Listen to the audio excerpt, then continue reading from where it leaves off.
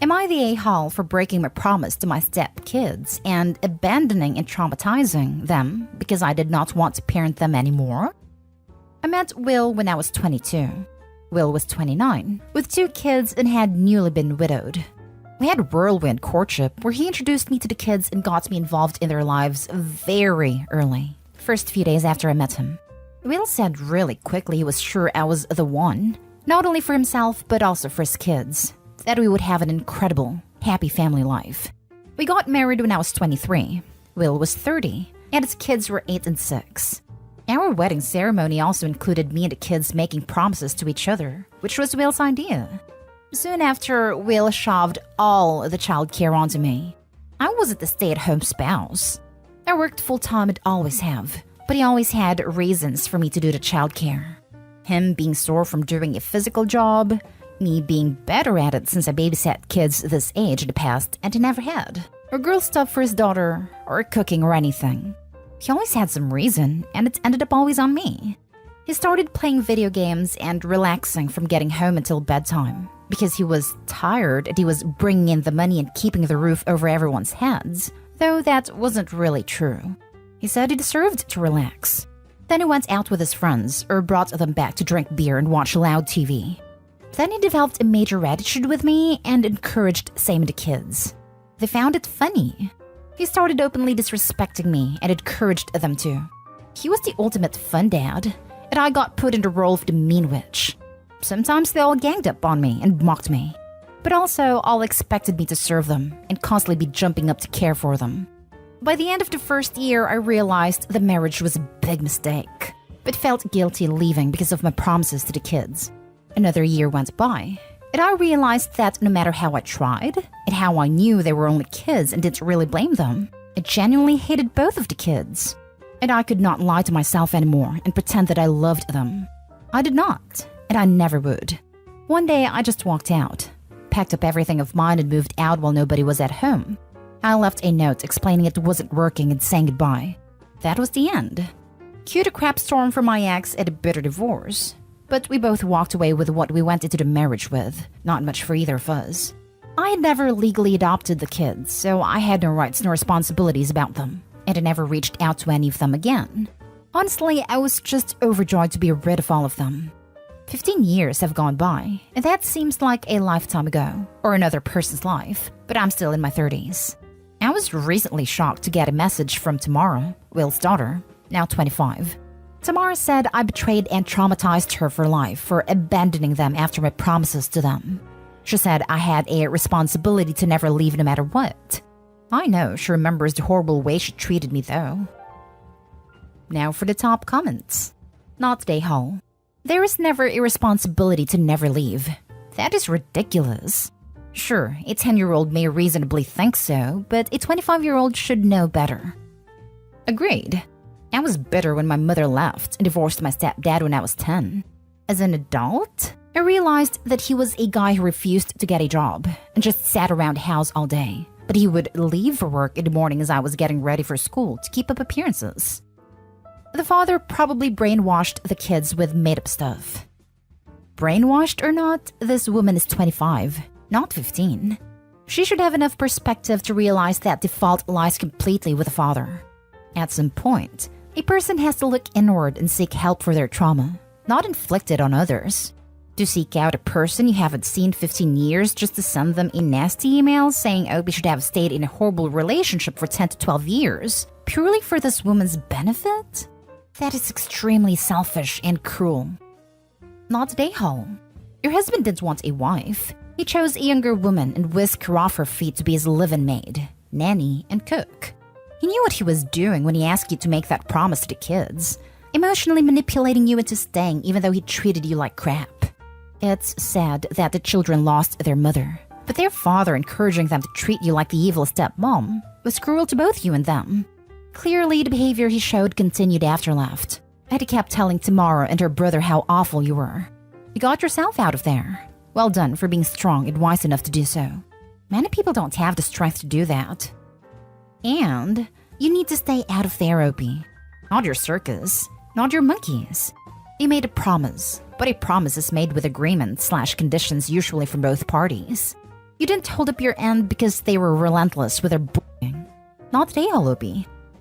Messaged her back and explained it was a toxic marriage, that their dad set you up to be the family punching bag and nanny, that he wasn't looking for love or a partner, but a doormat, and he encouraged you kids to do the same.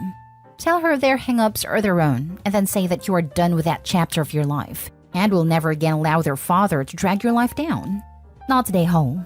Those kids have been fed lies and delusions about what the marriage was like. Next story is titled, Am I the a-hole for digging my heels in with my fiancé concerning surname? My fiancé, 27 female and I, 30 male, are getting married next year. I've pretty much let her run the show when it comes to the wedding and reception. Her last name is from her biological father who left when she was 2.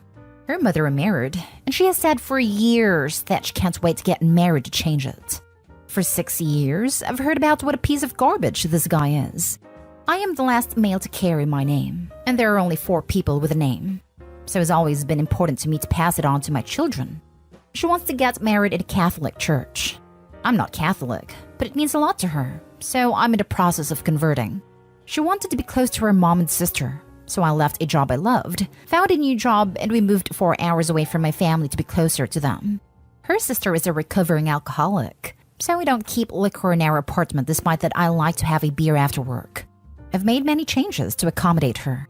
She's acknowledged it, and I always respond that all I care about is passing my name on. And she responds with a number of days until our wedding. Shortly after we arrived, Dad contacted her out of the blue. He heard from relatives she was getting married and decided it was the perfect time to reconnect. All of a sudden, and now hear what a wonderful guy Paul is. How hard he's trying and how wonderful it is that he's back. Often, I get home from work and she's gone, only to arrive home past midnight after being out with Paul and her half-siblings. I hate that I don't see her as much, but I know how much it means to her to have a relationship with him. At the same time, after years of hearing her trash him, I'm not even allowed to think bad thoughts about him. She's planning on having him walk her down the aisle, which I don't think is appropriate, but it's her decision. This weekend was the bombshell. She told me that her father brought up the importance of their name, that she's decided to keep it. This stung very badly. I replied that it was her choice. I just wanted to pass my name down. She smiled uncomfortably and informed me that she wanted the first boy to carry her name because it would mean so much to Daddy. I told her that is not happening. She suggested that we hyphenate as a compromise. I told her that there was no negotiation, that I had one thing that was important to me. I'd moved heaven and earth to give her what she needed and everything else, but I wouldn't budge an inch on this. She told me I was being unreasonable. I responded that I've been in her life longer than he has. I'd ask her who it was she was trying to start a life with, me or him. She started crying and accused me of being jealous of her relationship with her father. My parents and her mom and stepdad agree with me and think she's allowing Paul to influence her. Her sister thinks I was an A for asking that question and refusing to compromise. Not today, Hall. Not gonna read other comments. Staying out till midnight with your mostly estranged father after years of hating him is also freaking weird. You are not the a-hole, but unfortunately you also can't force her to change her name. Use this as a time to evaluate your relationship.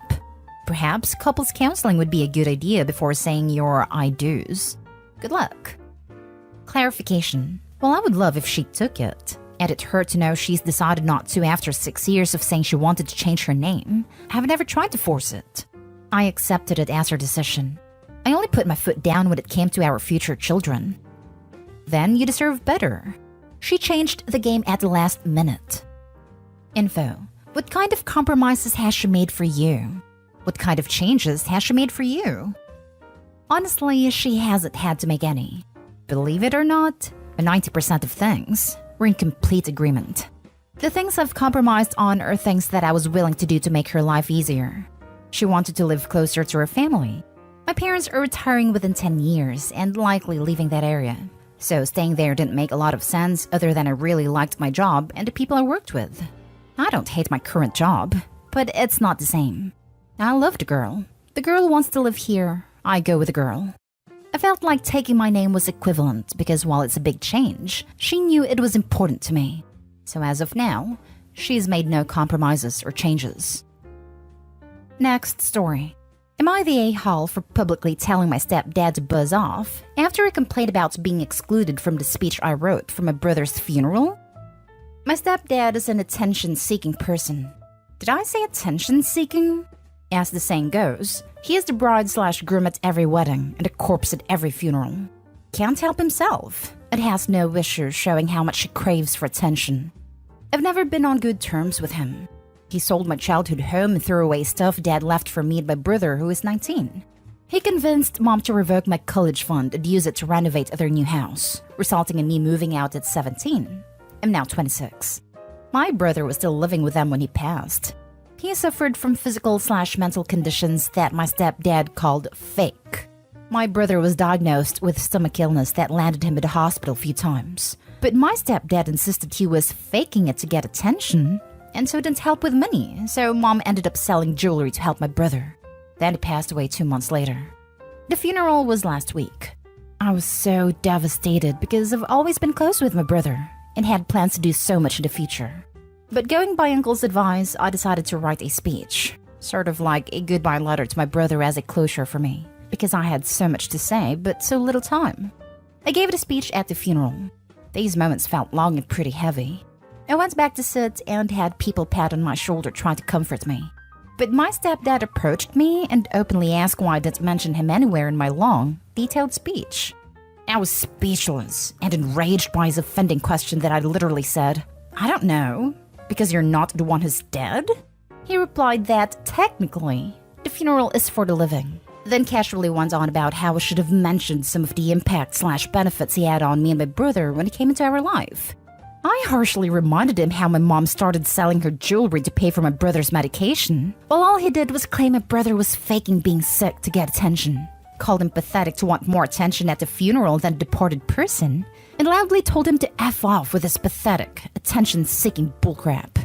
He looked shocked and saw a number of guests looking at him awkwardly. He argued that I was being utterly disrespectful of him, and that he was generous enough to consider getting my brother a decent headstone. But it wasn't his fault that I refused to have his name on it.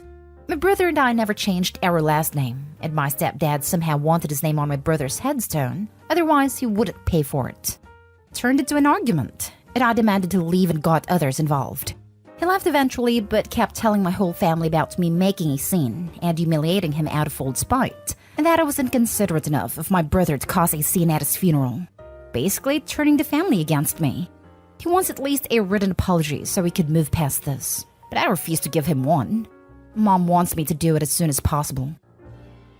Now for the comments. Not the a-hole in any way, shape, or form. I'm so sorry for the loss of your brother. I have no problem cutting contact with both your stepfather and mother. Your mother allowed your college fund to be revoked? She might as well be dead to me if I was in Opie's position. Not the a-hole. Jesus. Why is your mom with someone who's so cruel to her children? And he wants a written apology? I vote for crapping on his front step and telling him that's all the apology he'll ever see from you. Now for the last story. Am I the a-hole for telling my friend that her getting treated like a doormat is her choice and that I won't do the same? My 27 female partner, Sam, 32 male, and I have been together for about 3 years. Our relationship has always been a little odd from the outside. Sam works 80+ hours a week as a lawyer at a large firm, while I work as a policy analyst for the government at a nice 37.5 hours a week in comparison. Before we dated, he told me that he wants to work up to being a partner and that would require long hours. I told him that I prioritize work-life balance, even if it means a lower salary. We agreed to date, knowing this about each other. My best friend, Vicky, 27 female, and her boyfriend started dating our first year of uni and have a rocky relationship. The boyfriend cheated on her in our last year of uni, and he's since been caught cheating again twice. Vicky, against my advice, has chosen to stay with him. Sam recently got a promotion, and as part of the deal, was assigned an assistant. When I met her, I kind of got a vibe that she was crushing on Sam. She was really flirty and very attentive to Sam, which he pointed out to me first.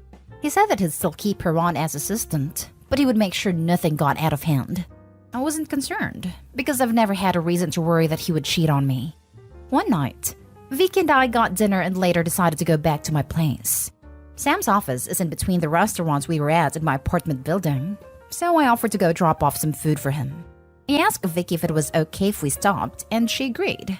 When we got to his floor, he was working in a glass-paneled room alone with his assistant. I didn't think much of it, dropped off the food and left. I also want to add that there were lots of other people in the office.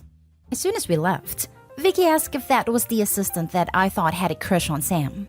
I said yes, that they often work late together.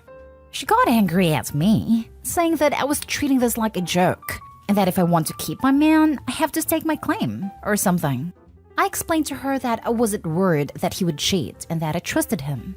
Vicky told me that she was certain that he was cheating and that I should force him to ask for a different assistant. I was getting kind of annoyed, but it got worse when she said, amongst other things, that Sam knows he can't cheat on me and I'd let him because he makes more money than me. So he doesn't need to respect me because he pays more. Sam's salary is around 3 times mine, although I have an okay salary myself, $85,000, and don't need him for money. We split bills percentage-wise, so I pay less than he does, but it's equitable and we agreed on it. I told Vicky that just because she's okay being treated like a doormat doesn't mean I am. And that if Sam cheated on me, I would leave him as respect is essential in a relationship. I also said that she had no place offering relationship advice considering her boyfriend is a serial cheater, and they fought all the time. And that if she wanted to keep complaining to me, I should start charging her. It was mean, and I feel really bad about it now. And she hasn't talked to me since. So, am I the a-hole? Not the a-hole. She's projecting. And she insisted on being rude while refusing to drop it when you disagreed politely the first time. Exactly this. She can't trust her partner because he had cheated many times, and therefore doesn't understand that other people can have trusting relationships. Not the a-hole. Congratulations for being in a mature relationship where you aren't paranoid about your significant other banging everything in sight. That's a great place to be, and you weren't wrong to tell her to cut the analysis. She stepped way over the line. That being said, might not hurt to reach out and try to soften what you said. Unfortunately, sometimes the truth hurts, and you put it on her pretty good. Not the a-hole. How someone like that could dish out any kind of relationship advice, let alone advice about cheating, absolutely baffles me.